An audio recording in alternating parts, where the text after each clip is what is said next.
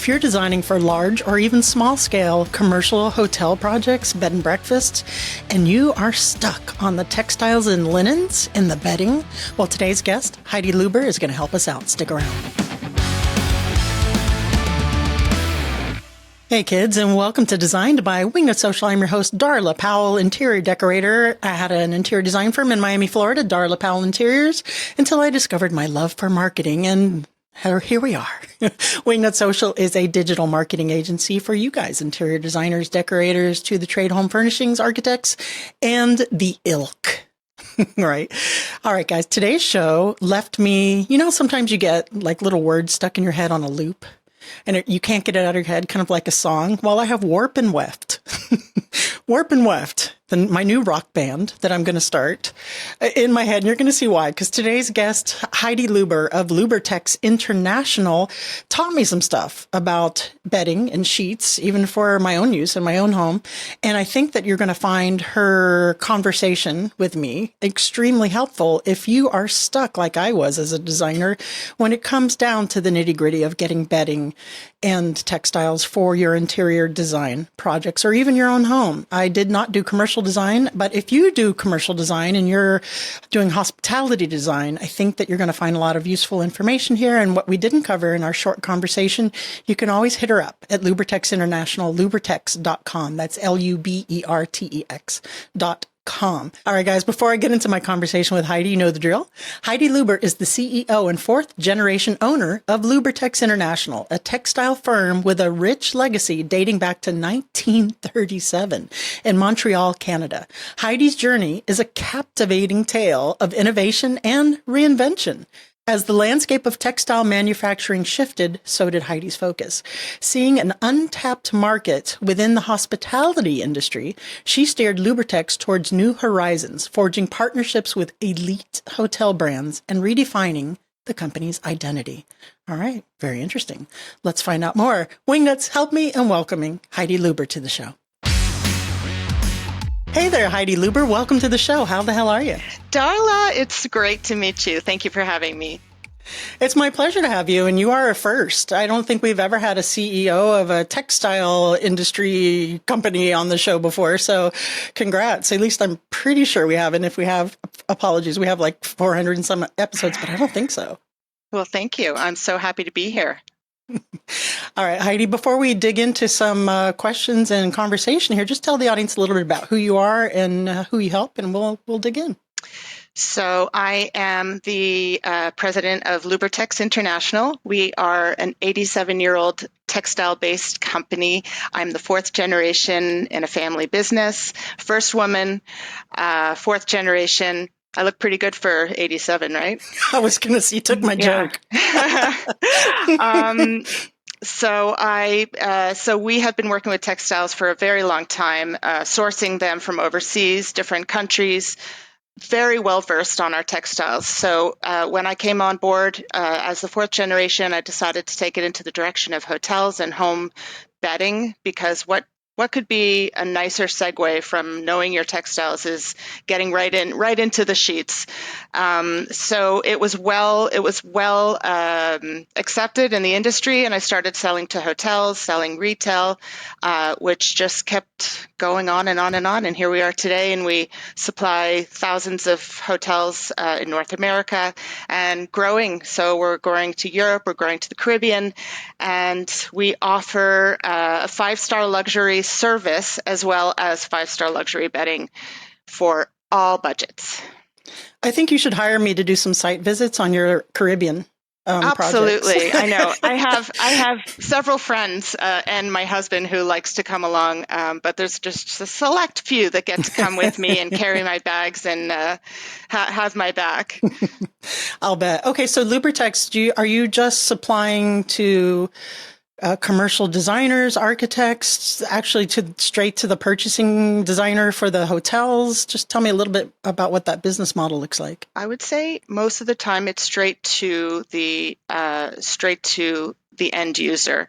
But having said that, there are a lot of designers, decorators involved in the process behind the scenes before they buy the bedding. So if it's a renovation of of a property, a brand new build of a property, small inns, bed and breakfasts, whatever it is. A lot of them use designers, and a lot of them need a little bit of help along the way on how to make a room look great, how to make it look luxurious on their budget. And that's actually quite easy to do if they do their research and do their homework. I'll tell you, I was a designer. I guess I'm still a designer, decorator, whatever you want to call it, in Miami. And while I was great at, case goods and architectural design and paints and the structure room, knocking down walls and stuff, drapery and linens and textiles were a weak point for me. I didn't know what I didn't know so much, right? So digging into that could be really, really complicated. So I could see where having a resource such as yourself would be incredibly helpful. How hands-on are you with helping interior designers in choosing these textiles, these products for commercial designs mostly, right? Mostly. We love to have a conversation, start with a conversation and start with what they want this to look like, or what their vision is as far as the room, the look, the quality, the colors, the details. It's all about the details, as with everything. Yeah. So we start with that. Once we have an idea of what they want it to look like, then we can introduce different qualities of bedding. So you can go for very, very high end. You can go for a workhorse type of bedding that can wash over 200 times. Toweling as well, same thing. So we look at their budgets, we look at what we can fulfill within their budgets, and to allow them to choose all the details, whether it's embroideries, labels with their, brand names on them. Oh, cool. So you're white labeling for the designers? Oh, for the designers, no. For the end user, okay. Yeah.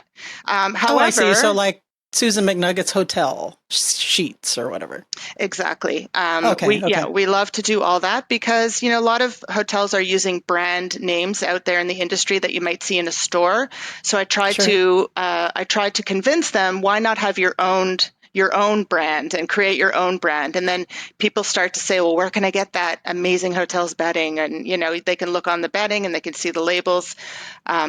And interestingly enough, just recently, I was approached by a designer in the Toronto area who is looking to do a retail line of their name brand linens. So we're going to work together and see what they want to do and put together something incredible. So I think the conversation has to start with these people and see what they want to create, because what I love to do is make their vision come true. That was my next question. Would you consider a white label brand? Because there's a lot of pretty big name interior designers out there, multi-million dollar interior design firms and up architectural firms I think that would be very appealing to them. Absolutely. To do that. But we don't have to be a multi-million dollar design firm, right? You could have a small bed and breakfast or a residential design build. You're getting to the design stages and doing the linens for the whole house or the textiles for the whole house, right? With you guys, or is that too small for you? Exactly. No, nothing is too small. Everything is fun to do, and that's what makes Lubertex so flexible. We can work with very small and we can work with very big. So the fact that I offer all those services makes it really fun for clients big and small. All right. So I just wanted to get a grasp on exactly what it is you do, who you do it for, and how you do it. So now that we have a full understanding of that, tell us a little bit about some of the mistakes that you're seeing interior designers make when it does come to choosing textiles for their small to large projects. I would say they decide to use bedding or linens or textiles that are not made for commercial laundry. I think that's probably the biggest mistake, is that they insist upon maybe having something in a very, very high thread count, which ends up falling apart after not very many washes. So we all know that, when you get into a hotel, or a small inn, whatnot, you want those sheets to be clean and crisp. And the problem with using very, very high-end textiles and laundering it with laundering facilities with chemicals, it does not make for a very soft, lasting bedding. So I think designers need to stay within the confines of like a very nice fabric, but one that really works well within that industry. What are some examples of that? Like, what is the happy medium there? It's still soft and crisp, but, we can wash it a few times and it's not going to turn into little threads. Exactly. Well, first of all, it's the manufacturing of the fabric, which is very important, which is why they should make sure they do their research. You can buy a 300 count, which is the count of the warp and the weft in my fabric language. And you can buy a 300 count made 10 different ways. So if it's made on the cheap, it might look good right away, but it will not last. If it's made properly and for commercial washing, you'll get something that lasts for a lot longer. So I would say the sweet spot is really between a 300 thread count and a 400 thread count. It could be cotton. Okay. It could be a cotton poly blend. Lots of different ways to. If you're trying to impress the hotel people that with a $1,000 thread count Egyptian cotton, that might be the wrong way to go. Exactly. Right. And for the interior designers who aren't aware, what exactly, if you can do it succinctly, what is warp and weft? Because again, I think this is a weak spot in some interior designers' experience and knowledge. Right. So the warp and the weft, basically when you make a fabric on a weaving machine, there's threads going horizontally and threads going vertically. Those are the warp and the weft. Together, when they're woven, if you take a square inch, you'll be able to count those two threads and it'll make up what they call the T300 or the T400. It's thread count. So it's the total. Sounds like something from Terminator. Well, don't be scared. But it is very important, that warp and weft and how it's made up and then how it's finished. So when you mentioned Egyptian cotton, which a lot of people don't really understand the meaning of Egyptian cotton, it means that it's using a long staple cotton. So a cotton that has a quite a wide band, so that when it's woven, when it's finished, when it's dyed or bleached, there's enough surface so that it can withstand the washing moving forward. If you're not using an Egyptian cotton, and I don't mean from Egypt, because it can be from Egypt, that is Egyptian cotton, but not all cotton in Egypt is Egyptian. It sounds like an IQ test. Maybe a little bit confusing, but it's a long staple cotton, which is what they call it in the industry. And if you need long staple cotton to make withstanding bedding. So if it's made on the cheap, they will use a very short staple cotton, and that ends up falling apart. Is that something that we can see on the packaging or on the spec sheet for the fabric? Will it indicate that so we can look at it and say, oh, okay, this will work, this won't, even if we don't go with your company, but we're just sourcing in general? I would say that consumers are definitely being misled when it comes to going to the store, because it could easily say Egyptian cotton or Egyptian style cotton. But a lot of the time they aren't using that. And that's the unfortunate part about buying bedding at, discount places or whatnot. So they're misleading a little bit without mentioning any retail names. However, in the detail, sometimes if it says long staple cotton, that's a key. I don't think they would use that if they weren't using long staple cotton, because that's a definite detail that may not be on most bedding. But I think it comes down to feeling it before you buy it if you're a consumer, and then unfortunately bringing it home and washing it is going to be your best test. So the sweet spot that you mentioned before with the 300 or the 400 thread count with the warp and weft that you said, does that also fall under the realm of kid friendly and use and abuse, pet friendly kind of thing, or are we looking at something else for that? No, absolutely, absolutely. Oh, really? Okay. Yeah, 300 and 400. You can get them in various price ranges. A lot of the time, actually, even a 100% cotton T200, which is a bit of a thicker fabric, is a very nice fabric. I'm very 100% cotton. Like, I'm all about cotton. I make a lot of cotton with poly, but that's because it just does better in big hotel laundry. Yeah. Less creases, less, more wash and wear. Has to be efficient, affordable, and last too, right? Exactly. What is the quality in sheets? I got some sheets recently that are super hot, but I also have some sheets that are super crisp and super cool. And looking at them on the surface, they seem like similar sheets. What makes a sheet that nice, cool, right? That everybody When you wants say that. super hot, what do you mean your sheets are super hot?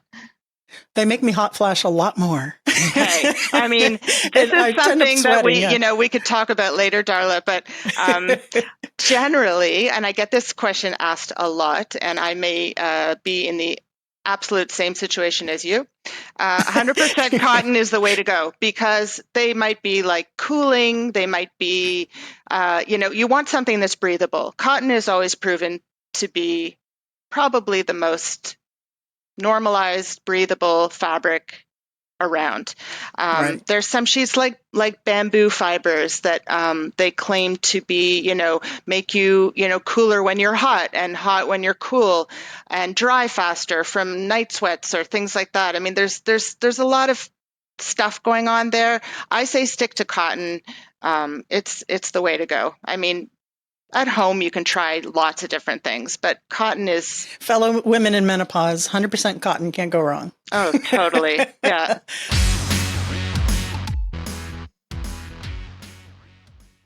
All right, you guys know, or at least I hope you know, or if you don't, I'm not doing my job, that we do full service social media management for you guys, interior designers, architects, and to the trade vendors or furnishing manufacturers, etc.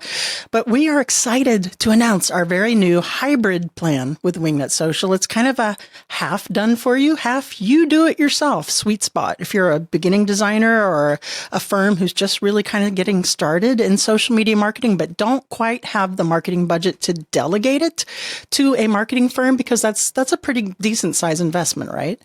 This is our hybrid solution, and it's perfect for busy designers who the power of consistent professional content on Instagram. You've heard guest after guest and client after client say how they're getting leads from Instagram, right? But you have that overwhelm. You have no idea what to post, when to post, what the hashtags and captions should look like for a value proposition, a mix in order to reach your ideal client. Well, ta-da! Introducing the hybrid plan with Wingnut Social. You get a monthly content calendar where we create the content for you and you post at your leisure on your own time with our guidance.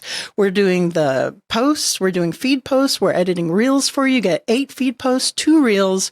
We're writing the captions for you. We are researching the hashtags for you that drive engagement with guidance, best practices, and quarterly strategy sessions to make sure that your strategy and everything is in alignment with your business goals. So if you want to find out some more information on our amazing hybrid plan, it's been very popular so far. Head on over to wingnutsocial.com and hit up that Let's Chat button, and let's see how we can work together. Again, that's wingnutsocial.com. What are some trends that you're seeing in the bedding and the linens and the textile industry that you think are emerging, that are, I'm going to put a little twist on this, that are lasting, right? That are not too trendy, that you can use in a hotel or you won't have to replace in 2 years or a year? Or how often do you have to replace it? That's a long question. Yeah. Depending on how you wash at home or how a hotel washes, I mean, they would generally replace, I would say, over 150 washes, more at home for sure. It could be 5 years that you have the same set of sheets. You can usually feel when they come to the end of their life, they just start to not look as happy as they did in the beginning. That's the time to definitely change your bedding, in which, by the way, Darla, I'm going to send you my cotton sheets. You're going to be so happy. Oh, I'm already happy. Yeah, totally. You need to try them. But the trends are the trends. I mean, just like the clothing out there, just like, the way people speak these days, there's all kinds of trends. I honestly can't even keep up with all of them, but what we do know is what's tried and true. And if a retailer is coming to me and asking me for the best price in bamboo rayon from bamboo bedding, I'm going to go out there and try and get the business. Is it something I would promote for a hotel? Not at all, but I'm definitely not going to steer someone in the wrong direction. I like that you said that even the way we speak is a trend. Remember the transatlantic accent? No one does that anymore.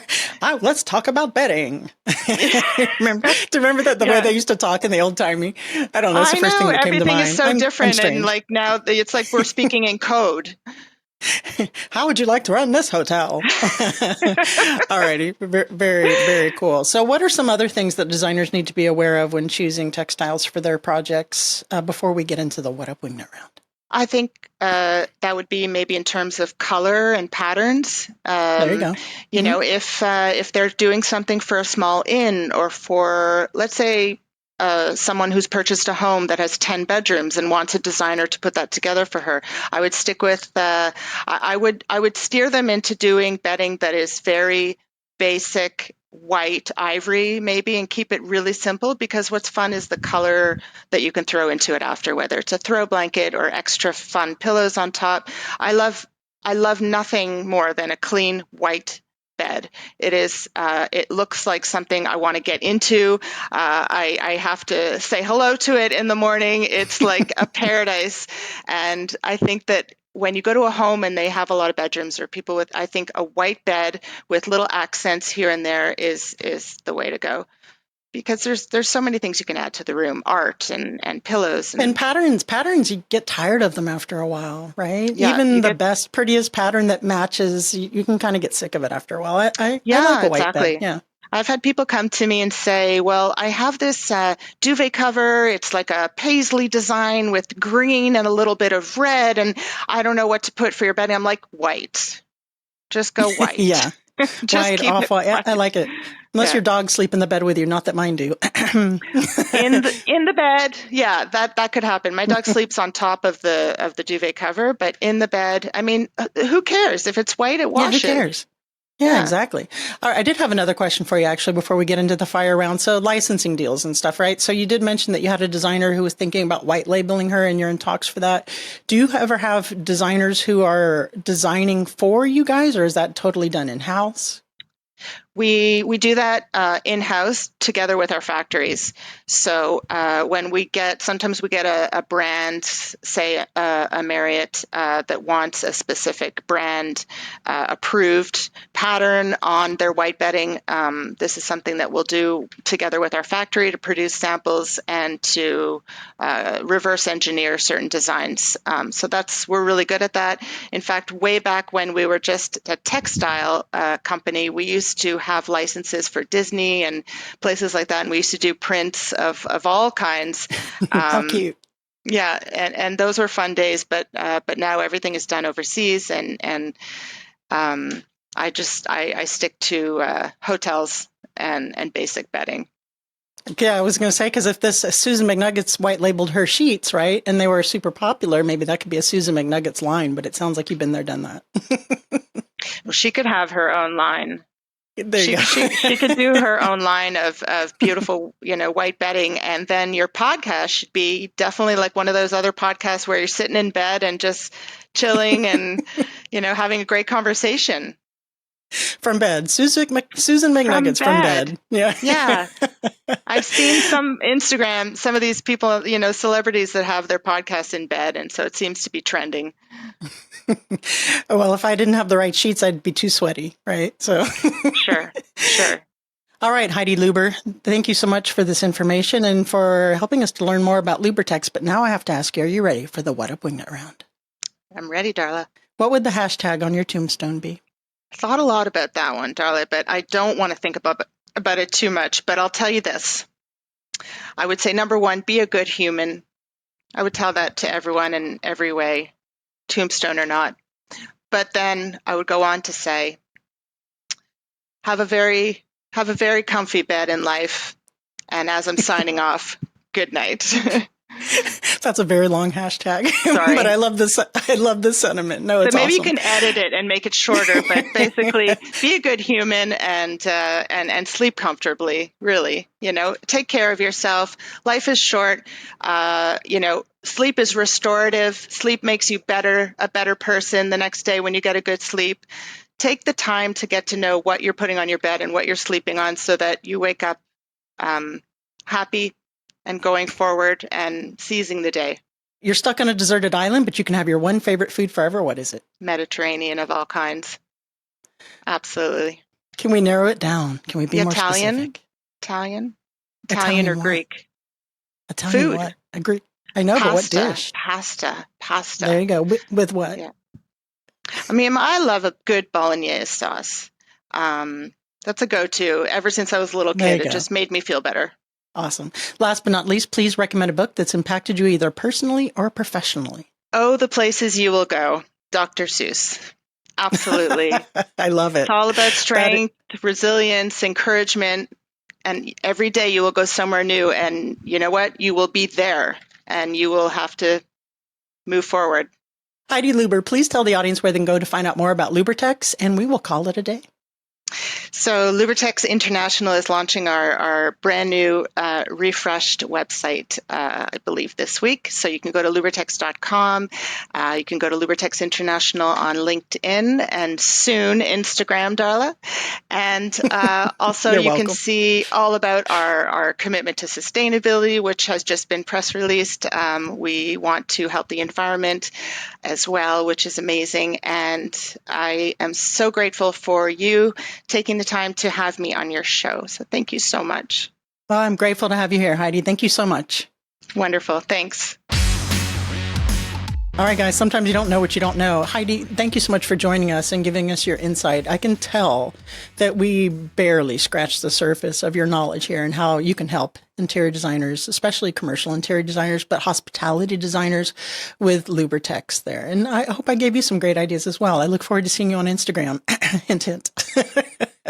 All right, guys, that's it for today. Remember, wingnutsocial.com. Wingnut Social, we are a digital marketing agency to help you guys be seen by your ideal clients in social media, search engine optimization, Google Ads, and such. We have our brand new product that we launched, which is our Wingnut Social Hybrid Plan, which has been selling like hotcakes, I tell you, even without syrup. It's been doing really, really well. People are really excited about that. I invite you to go over to wingnutsocial.com and hit up that Let's Chat button to see how we can work together. And don't forget that Wingnut Academy is still alive and well. Our Instagram for interior designers course is at the same wingnutsocial.com. If you're not at the place right now to delegate your marketing to another person, you don't have the budget for that Academy course for Instagram will change your life. If you do it, right? You have to do it. You actually have to take the course and implement it. You got to actually do it. I don't know. If you're like me and you buy courses and don't see them through or don't actually do them, you just buy them because you have buyitis. You just, this is going to change everything, but don't really follow through with them. I don't recommend it because it is a lot of work. There's a lot of labor and elbow grease involved, but it is incredibly life-changing if you're very diligent about following through with those things. And if you're not, then I highly suggest checking out our hybrid program or our done-for-you full-service white glove social media marketing. We have taken firms from the $500,000 mark to the $4 million plus. I don't even know where they're at right now. I've lost track. I've lost count. The firms have been with us for 3-4 years and then some. All right, guys. Thanks again for joining us. Remember, until next time, to get out there, get uncomfortable, and be great.